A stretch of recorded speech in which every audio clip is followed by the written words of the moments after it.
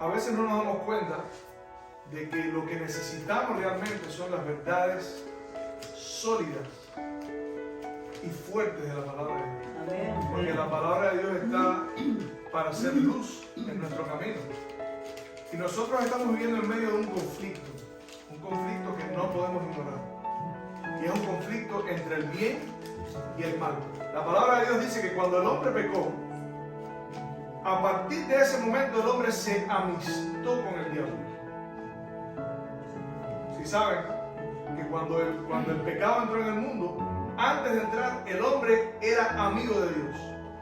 Pero cuando el pecado entró en el mundo, el hombre se enemistó con Dios. Por eso es que Pablo dice que si siendo enemigos fuimos rescatados, o sea, éramos enemigos, éramos hijos de ira, pero además de eso la palabra de Dios dice que Jesús iba a poner enemistad, Dios iba a poner enemistad.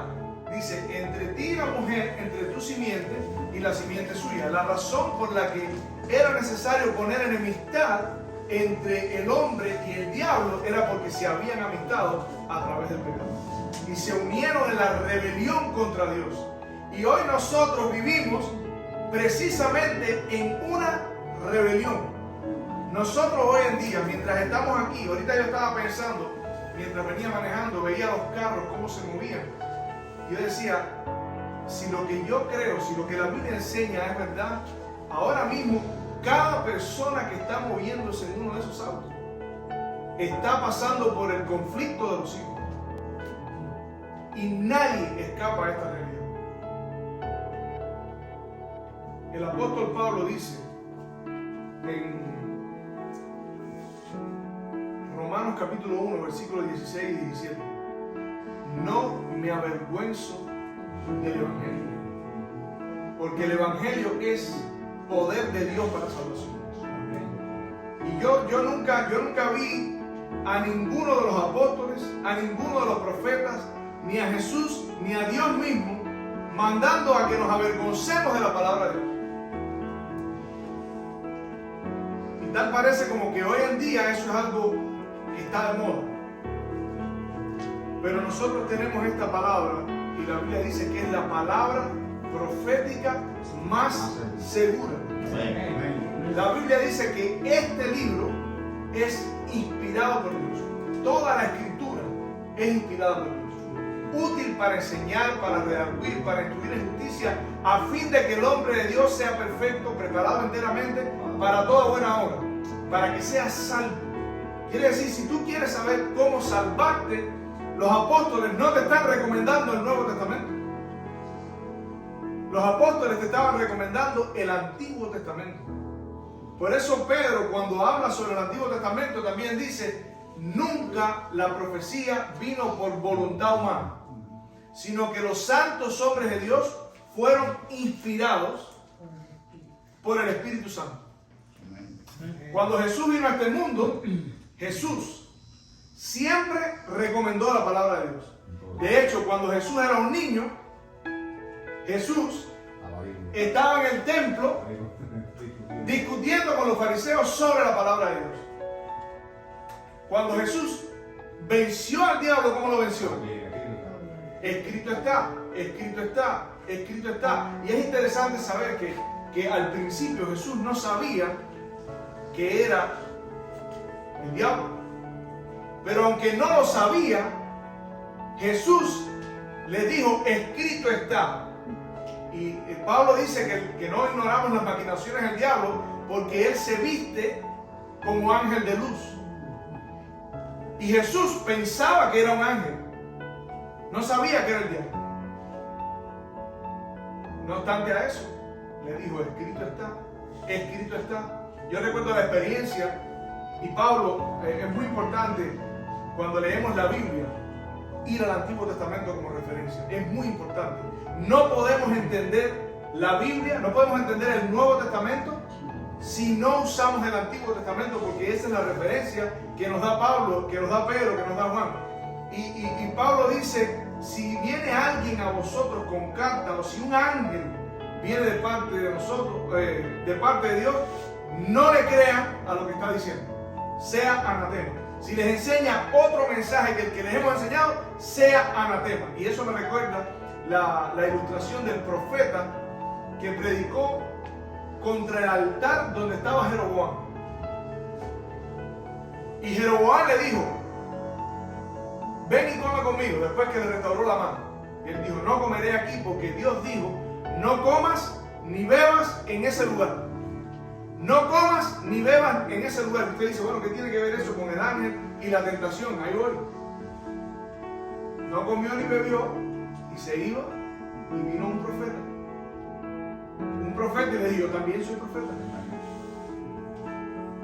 Si te vienen a decir: yo también soy profeta, si es el presidente de la conferencia general, o si es de los pastores encumbrados que están enseñando que nuestro mensaje ya no es un mensaje actual, sea anatema. Eso es lo que Pablo enseña. Eso es lo que Jesús dice. Jesús dice: tengan cuidado con los falsos maestros, porque vienen a vosotros vestidos de ¿qué? Como ángel de luz. Jesús está hablando eso mismo. Dice: pero por dentro son lobos rapaces. Y esos lobos rapaces, tal vez tú no te das cuenta, pero si vamos a la escritura misma te explica qué cosas son los lobos rapaces. Porque Pablo dice, y miren qué interesante esto para empezar a entrar en materia. Pablo dice a los ancianos cuando se está despidiendo, dice: yo sé que no veré más el rostro de los que están aquí, pero yo quiero que sepan que mis manos están limpias de la sangre de todos vosotros, porque no he cesado de darles el consejo de Dios. Yo no he cesado de darles el consejo de Dios. Así que tengan cuidado, porque yo sé que después de mi partida entrarán lobos rapaces que no perdonarán al rebaño. Lo que Pablo está diciendo está en sintonía con lo que Jesús dijo. Lo que pasa es que Jesús no dio la explicación que Pablo dice después. Dice: de entre vosotros mismos se levantarán hombres que enseñarán cosas y herejías que harán arrastrar a muchos. Y cuando Pedro habla de esto también dice: de la manera que hubo falsos profetas, habrán también falsos maestros. Y estos enseñarán herejías destructoras por las cuales el camino de la verdad será blasfemado. Si un ángel de luz te viene a decir, la Biblia dice: a la ley y al testimonio. Y hoy más que nunca, es tiempo de ponerse de parte de Dios y no callarse la boca. Amén. Porque mientras nosotros nos callamos en nombre de muchas cosas, el diablo está trabajando a tiempo completo. Pablo mandó a Timoteo, le dijo: predica a tiempo y fuera de tiempo. Nosotros nos callamos a tiempo y fuera de tiempo, y el diablo es quien está enseñando a tiempo y fuera de tiempo. Así es. Por eso te digo, no me avergüenzo del Evangelio, porque es poder de Dios para salvación. ¿Sabes? El mayor problema del ser humano, y quiero leer aquí la lectura bíblica, está en Malaquías capítulo 3, versículo 13 en adelante. Y dice así: vuestras palabras contra mí han sido violentas, dice Jehová, y dijiste que hemos hablado contra ti.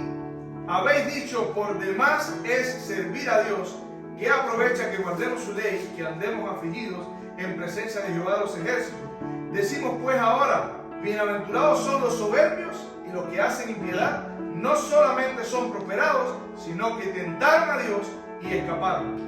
Entonces los que temían a Jehová hablaron cada uno a su compañero, y Jehová escuchó y oyó, y fue escrito libro de memoria delante de él para los que temen a Jehová y para los que piensan en su nombre, y serán para mí especial tesoro, ha dicho Jehová de los ejércitos, en el día en que yo actúe y los perdonaré.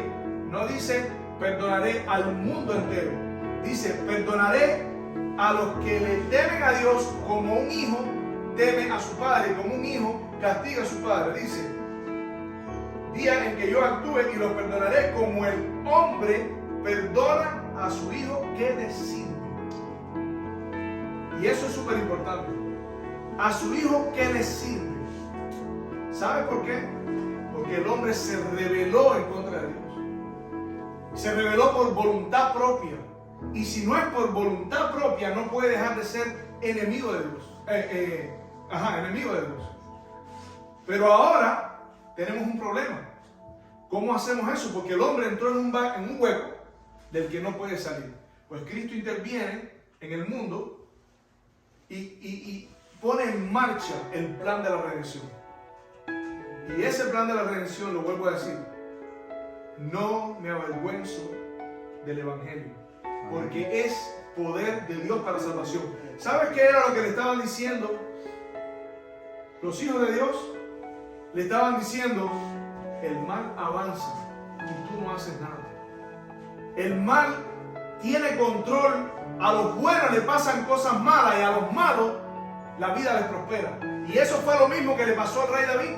En el capítulo 73 de Salmos, ustedes pueden ir a buscar, vamos a leer bastante Biblia hoy. Capítulo 73 de Salmos, dice David: ciertamente bueno es Dios para con Israel, para los limpios de corazón. En cuanto a mí, casi se deslizaron mis pies, por poco resbalaron mis pasos, porque tuve envidia de los arrogantes, viendo la prosperidad de los impíos. Job dice eso mismo. Quiere decir que a lo largo de las edades siempre ha habido un pueblo, el pueblo de Dios, que ha estado pasando por momentos difíciles. Miren, ahí en ese capítulo dice: de nada sirve servir a Dios. ¿Para qué? O sea, ¿para qué nos sirve servir a Dios? ¿Saben? Dios no resuelve los problemas como nosotros. Dios está resolviendo el problema del pecado. Y hay el mensaje, escuchen esto que voy a decir, y lo digo sin miedo. El mensaje más importante de la Escritura es el mensaje que nos fue entregado a nosotros. Y no me avergüenzo de decirlo. ¿Sabes? Que por años no, como que nos hicieron: no, tú te sientes orgulloso de ser adventista. Yo no me siento orgulloso de ser adventista. ¿Tú te crees mejor? Yo no me creo mejor. Si yo me sintiera orgulloso de ser adventista, y si yo me creyera mejor que los demás, entonces significa que el Espíritu Santo no está trabajando en mi corazón. Porque cuando una persona tiene a Dios en su vida, lo primero que entiende es quién es esa persona realmente. Y yo sé quién yo soy. Yo me conozco. Pero no me avergüenza saber que Dios me ha dado esta luz. La luz de la palabra de Dios. Y el mensaje más importante es que Dios va a resolver el problema del pecado en este mundo. ¿Cómo lo va a resolver? A su forma. La Biblia dice: hasta 2300 tardes y mañanas, y el santuario será purificado. Dios va a erradicar el mal de este mundo a través de lo que enseñó en el santuario. Ese es el plan de Dios. Si usted quiere comprender el Evangelio, tiene que ir al santuario. No es posible entender el Evangelio si no vas al santuario. Y esta es la forma que Dios escogió para destruir el pecado sin destruir al pecador. Por eso es que en la ley que exige la muerte del pecador, hay una propiciación. El propiciatorio, donde se esparcía la sangre del cordero. Alguien tuvo que morir. La Biblia dice: por cuanto los hijos participaron de carne y sangre, él también participó de lo mismo, para destruir por medio de la muerte al que tenía el imperio de la muerte, esto es, al diablo, y libertar a los que por años habían estado esclavos a causa de la esclavitud de la muerte, en temor a causa de la esclavitud de la muerte. Ese es el plan y el propósito de Dios, y nosotros tenemos la responsabilidad de anunciarlo como la Biblia lo enseña. No es al estilo mío, es como la Biblia lo enseña. Y la Biblia dice que en un punto en la historia iba a suceder lo que se enseña en el santuario terrenal. Al fin del año, todo el año estaba entrando simbólicamente los pecados del pueblo. Y al fin del año tomaban ese pecado en la fiesta del Yom Kippur y a través de una cabra, de un macho cabrío, sacaban el pecado fuera para siempre. En otras palabras, se acabó el mal. El diablo es responsable del pecado. Cristo paga por el pecado y el diablo es responsable del pecado. Y entonces para que Dios quede vindicado y para que se sepa que el problema del pecado no fue culpa de Dios, hay un proceso de juicio para tomar la evidencia y mostrar, no para que Dios sepa. Hay personas que dicen, ese asunto del juicio investigador no tiene sentido. Porque Dios no necesita saber. Dios no necesita hacer un juicio. No entienden el plan de la redención. No entienden que la Biblia no está hablando de que Dios necesite. Dios está preocupado por la felicidad del universo y hay los mundos que Dios creó, que se llaman los representantes de esos mundos, que se llama el concilio celestial.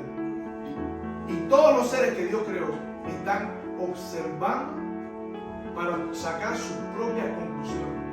Y la manera como Dios actúe con el pecado es la impresión eterna que esos seres van a llevar por la eternidad. Dios pudo haber destruido al diablo, ¿por qué no lo hizo?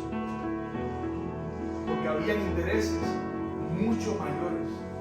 Y ahora, esto que era un símbolo de la manera que la Pascua se celebraba el 14 de Nisan a las 3 de la tarde, el sacrificio de la mañana era a las 9 y el sacrificio de la tarde a las 3. Esto es lo que enseña el santuario. Así la Biblia decía que un día de Pascua, el 14 de Nisan, justo a la mitad de la semana, como enseña la profecía, de las 70 semanas, Cristo iba a morir. Iban a colgarlo a las 9 de la mañana, a la hora del sacrificio de la mañana, y iba a morir a las 3 de la tarde, a la hora del sacrificio de la tarde y la hora en la que se celebraba la Pascua. De esa forma se cumplió así exactamente los panes sin levadura, las primicias, Pentecostés, las trompetas.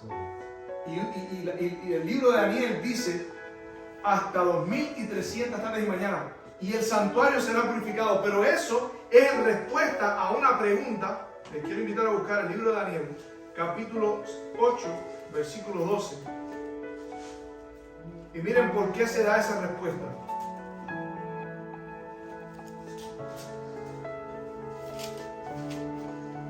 Dice allí: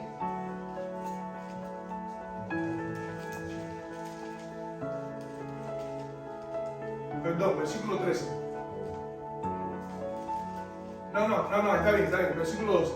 Dice: y a causa de la prevaricación le fue entregado al ejército junto con el continuo sacrificio y echó por tierra la verdad e hizo cuanto quiso y prosperó. Y ahora la pregunta viene, Señor, ¿hasta cuándo? ¿Hasta cuándo? O sea, ¿hasta cuándo tú vas a seguir soportando el mal? ¿Hasta cuándo vas a seguir tolerando el mal? Es lo mismo que preguntan las almas que están debajo del altar. Es exactamente la misma pregunta. ¿Hasta cuándo, Señor, no nos hace justicia? Y el Señor dice, hasta 2300 tardes de mañana. Luego el santuario será purificado. En otras palabras, después de la purificación del santuario, lo que nos queda por celebrar es la fiesta de los tabernáculos. ¿Qué cosa es la fiesta de los tabernáculos? Cristo viene por segunda vez. En la casa de mi Padre muchos tabernáculos hay. Muchas moradas, pero la palabra es tabernáculo. Muchas moradas. Para ellos, las moradas eran un símbolo de los tabernáculos. Hasta 2300 tardes y mañana. Luego el santuario será purificado. Ahora miren, una cosa interesante es que Daniel no entendió ese mensaje. Daniel no lo entendió. Y la respuesta que Daniel recibe, y es emocionante escuchar esto, ojalá algún día yo tenga el privilegio de escuchar eso, que diga: Gabriel, enseña a Leo la visión. Emocionante. Dice: y oí una voz de hombre entre las riberas de Ulaí que gritó y dijo, ¿esa voz de hombre de quién era? Y dijo: Gabriel, enseña a este la visión.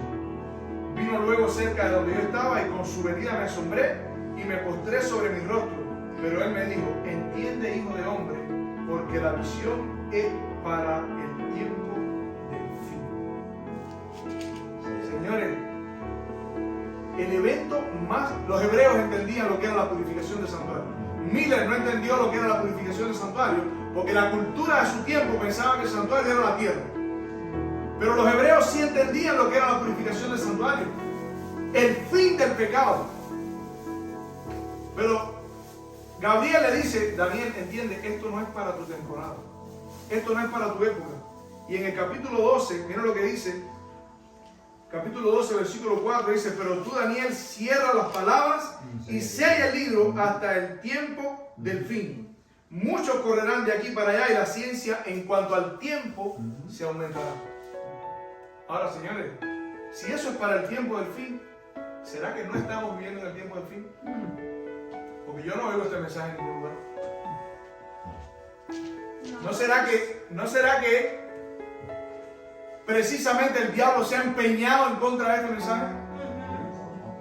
Justo antes de que Cristo venga por segunda vez, el diablo está tratando de deconstruir este mensaje, de opacarlo y de eliminarlo. Porque es el mensaje que dice, la hora de su juicio ha llegado. Pablo no podía decir en sus días, la hora de su juicio ha llegado. Pablo dijo, en el día en que Dios juzgará al mundo con justicia por aquel varón a quien resucitó de los muertos. Y dice, por tu corazón no arrepentido acumulas ira para el día de la ira y del justo juicio de Dios. Todos tendremos que comparecer delante de Dios. Tendremos que comparecer. Pero hasta ese punto nadie podía predicar eso. Sin embargo, yo encuentro aquí que dice del tiempo del fin, los cálculos proféticos dicen que estamos viviendo en el tiempo del fin. Y los cálculos proféticos dicen, aquí miren, vamos a buscar Apocalipsis rapidito. Apocalipsis capítulo 10. Antes de eso yo voy a leer Daniel capítulo 12. Miren esto, dice, y dijo el varón vestido de lino que estaba sobre las aguas del río, ¿cuándo será el fin de estas cosas? La misma pregunta. ¿Cuándo será el fin de estas cosas? Y oí al varón vestido de lino que estaba sobre las aguas del río, el cual alzó su diestra y su siniestra al cielo y juró por el que vive por los siglos de los siglos, que será por tiempos y tiempos y la mitad de un tiempo. O sea, lo que está preguntando aquí es hasta cuándo va a durar la prevaricación asoladora. Es lo que pregunta entonces en el capítulo 12 un poco más adelante. ¿Hasta cuándo el pueblo de Dios va a seguir sufriendo?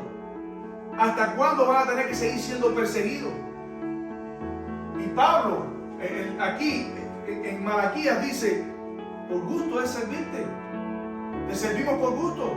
¿Hasta cuándo? Y dice que Dios dijo, vuestras palabras han sido duras contra mí. Porque yo sí estoy trabajando para erradicar el pecado del mundo. ¿Sabes por qué es duro? Mira la historia de Pablo. Mira lo que dice segunda de Timoteo. Disculpen que lo llevé a Apocalipsis. Y ahora vamos hasta ahí. Segunda de Timoteo.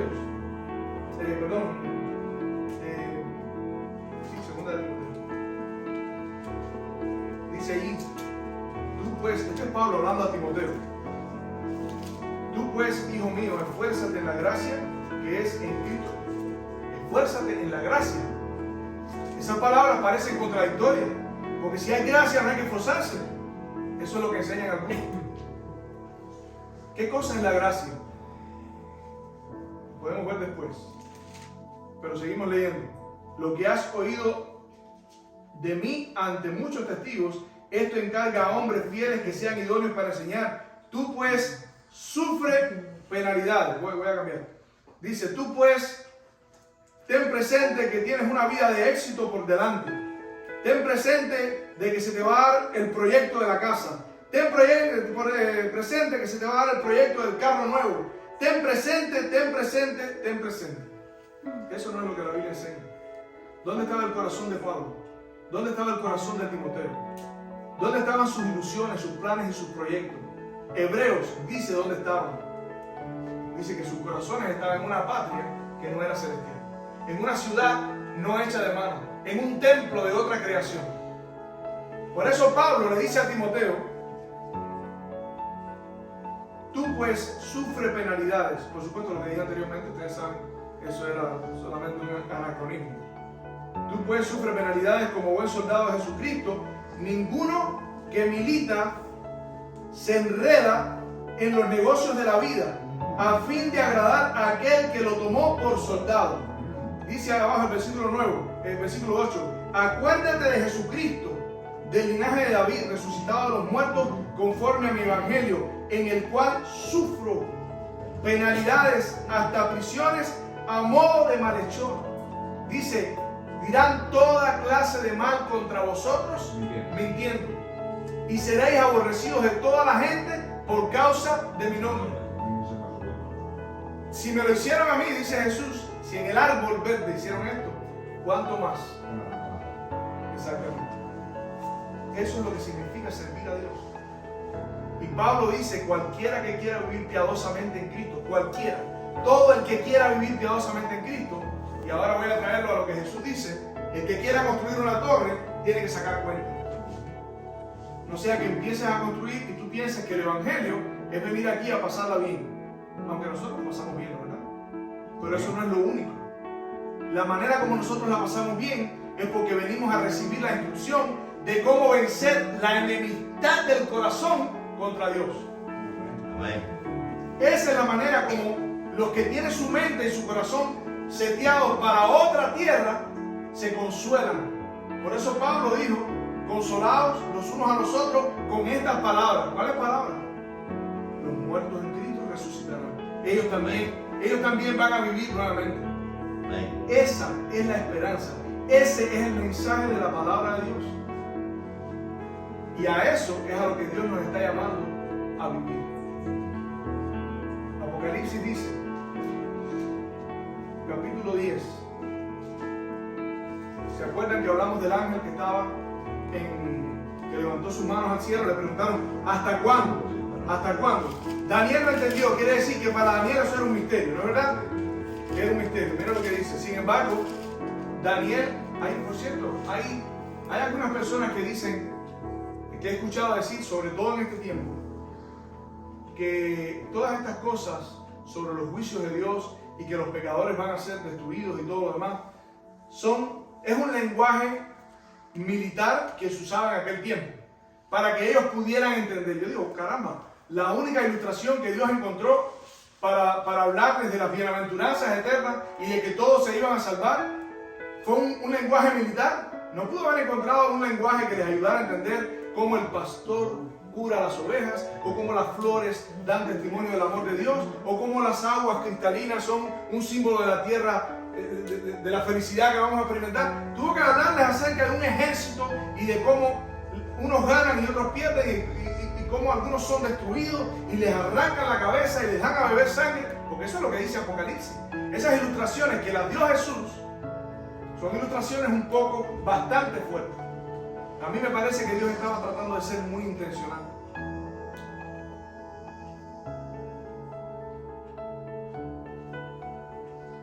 El problema fue que la ilustración para su tiempo no sirvió, porque ellos no entendieron. La ilustración era para nuestros días. Y si nosotros recibimos una ilustración de algo militar en un momento cuando nosotros no vivimos en un contexto militar, ¿no será que Dios estaba tratando de decirnos que sí hay que prestar atención a eso? Que sí hay que tener cuidado, que sí los impíos y los que no se someten a Dios serán destruidos. Y quiero decir una cosita más antes de entrar aquí. ¿Saben? Hay uno de los argumentos que estos mal llamados maestros enseñan. Cada vez que van a hablar de esto, dice, no, el problema es que estos que enseñan sobre el juicio eterno se gozan en ver ser destruidos a los demás. ¿De dónde sacan eso? ¿Quién? Las personas que se dedican a predicar el Evangelio, se dedican a predicar el Evangelio para que otros conozcan y se salven.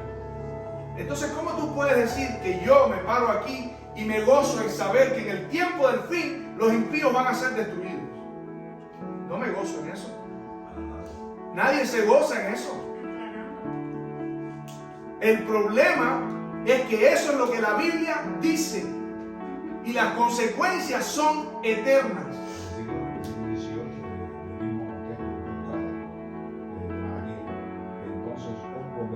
dice, miré la diferencia entre el justo y el malo, entre el que sirve a Dios y el que no lo sirve. Para ahí vamos. Ese es el versículo que viene al final. Pero es exactamente eso. O sea, Dios le está hablando al pueblo y nosotros no queremos que nadie se pierda. Ahora mismo está hablando, pero no quieren encontrar. Exactamente, la Biblia dice, Dios no quiere que nadie perezca, sino que todos procedan al arrepentimiento. Y si yo no tengo ese mismo espíritu, entonces el Espíritu de Dios no está en mí. Ahora, el problema del pecado y el problema del sufrimiento, sobre todo de su pueblo, miren lo que dice aquí. El ángel volvió a levantar la mano y juró y dijo, no escribas lo que escuchaste de los 7 truenos, porque cuando suene la trompeta del 7º ángel, entonces el misterio que Daniel no entendió, porque es el misterio que Dios reveló a través de sus siervos los profetas, eso es lo que dice aquí, ese misterio se revelará. Ahora, ese misterio viene con un mensaje, porque abajo dice que él tomó el librito y el librito se lo comió y era amargo en el vientre. ¿De dónde sale la ilustración del librito? Sale de Ezequiel. Y cuando vamos a Ezequiel, no lo vamos a leer por el tiempo, pero allí en Ezequiel capítulo 3, Dios le dice, toma el libro, que es mi palabra, y cómelo y háblales. Escuchen o no escuchen. Y ahí Ezequiel dice, Dios le dice a Ezequiel, si yo te doy mi palabra para que amonestes al impío y no lo haces y él se pierde, será por su culpa, pero su sangre será sobre ti. Qué interesante, porque eso fue lo que Pablo le dijo a los ancianos. Pablo le dijo, yo testifico hoy que estoy limpio de la sangre de todos vosotros, porque no he cesado de darles el consejo completo de Dios. Es exactamente eso lo que Pablo está diciendo. El Antiguo Testamento, no necesitamos el Antiguo Testamento, la verdad, porque Pablo es muy claro. Nos apoyamos en el Antiguo Testamento. Pero lo que la Biblia enseña en el Nuevo Testamento es muy claro. Ahora, la Biblia dice que en el tiempo del fin van a haber falsos profetas. Dice que hay un mensaje que tiene que ser predicado nuevamente. Aquí en el capítulo 10 dice, entonces tomé el librito de la mano del ángel y lo comí, y era dulce en mi boca como la miel, pero cuando lo hube comido, amargó mi vientre. Y ahora dice, y él me dijo, es necesario que profetices otra vez a muchos pueblos, naciones y lenguas. ¿Qué tenía que profetizar? Otra vez. Si se abrió el misterio, si hasta 2300 tardes y mañana y el santuario será purificado, ya se purificó, ahora tienes que decirlo al mundo. Y entonces aparece un mensaje en Apocalipsis 14 que dice, vi volar por el medio del cielo a otro ángel que tenía el evangelio eterno para llevarlo a toda nación, tribu, lengua y pueblo. Miren la comparación.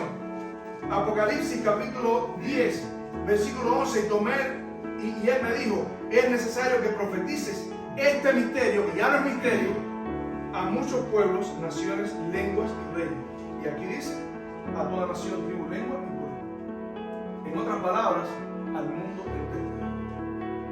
Es necesario decirle a las personas que tú puedes ser salvo en Cristo, que tú puedes vencer el pecado, que Dios creó un plan para restaurarte del mal, para restaurarte de la rebeldía contra Dios. Pero hay falsos profetas. Y la Biblia dice en el capítulo 16, vi salir de la boca del dragón y de la boca de la bestia y de la boca del falso profeta 3 espíritus inmundos a manera de rana. ¿Cuántos ángeles eran? ¿Cuántos espíritus son? 3. ¿Qué hacen? Le hacen la contra. ¿Qué es lo que enseñan estos espíritus? ¿Pero qué enseñan? ¿Sabes lo que enseñan? Lo opuesto al mensaje de los 3 ángeles. El mensaje de los 3 ángeles dice, temed a Dios y darle gloria, porque la hora de su juicio ha llegado. Estos falsos profetas dicen, tranquilo, paz, paz. Y en el capítulo 4 de Jeremías, mira lo que dice Jeremías capítulo 4. Tu nombre está escrito en el libro de la vida. Jeremías capítulo 4 dice, ay, versículo 10, y dije, ay, Jehová Dios verdaderamente en gran manera has engañado a este pueblo y a Jerusalén diciendo, paz tendréis, pues espada ha venido hasta el alma. Los engañó. ¿Cómo los engañó? Miren lo que dice. Busquen Lamentaciones. Lamentaciones capítulo 2. Lamentaciones capítulo 2. Ahí vamos, hermanita. Lamentaciones capítulo 2, versículo 14. Dice allí, tus profetas vieron vanidad y locura y no descubrieron tu pecado para impedir tu cautiverio. Quiere decir, el cautiverio pudo ser evitado. Pero ellos predicaron vanas palabrerías. Y como el tiempo se nos fue, voy a poner sin leer la ilustración, dos ilustraciones. La primera es de Micaías con Sedequías y de Jeremías con Ananías. Micaías era un profeta que vivía en tiempo de Acab. Y ahora van a ver de dónde sale la relación. Y Micaías estaba separado, pero un día Acab vino donde estaba Josafat y le dijo, o Josafat vino donde estaba acá y le dijo, vamos a tomar Ramón de Gadá. Y dijo, bueno, yo soy tu hermano y tú eres mi hermano, consulta a los profetas. Y vinieron todos los profetas. ¿Qué dice? El falso profeta, que dice, mira lo que dice, mira. Vamos a leerlo en la Biblia, Apocalipsis capítulo 16, mira lo que dice el falso profeta. Dice, pues son espíritus de demonios. ¿Qué cosas son? Espíritus de demonios que hacen señales y van a los reyes de la tierra. ¿A dónde van? A los reyes de la tierra. ¿Por qué dice a los reyes de la tierra? Apocalipsis está citando directamente esta ilustración. Y ahora se van a dar cuenta qué fue lo que pasó con los reyes de la tierra. Van a los reyes de la tierra en todo el mundo para reunirlos a la batalla, otra vez, una batalla de aquel día, el día del Dios Todopoderoso. Y entonces, estos dos reyes se unen y dicen, vamos a la batalla, vamos a consultar a los profetas. Y viene el profeta y le empiezan todos a decir, qué bueno, sí, sube a Ramón, que vas a conquistar. Y Josafat, que era un hombre que tenía temor de Dios, yo en el cielo le voy a preguntar a Josafat qué hacía él con Acab. Nunca he entendido eso.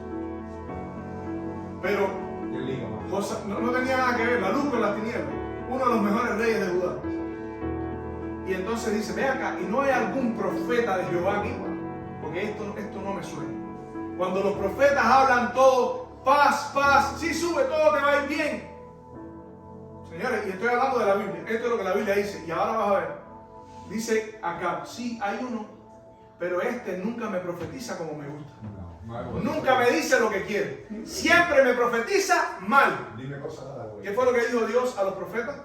Mandé a mis siervos temprano y sin tardar para que los amonestaran. ¿Y qué hicieron?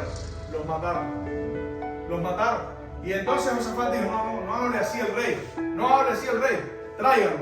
Y miren la escena.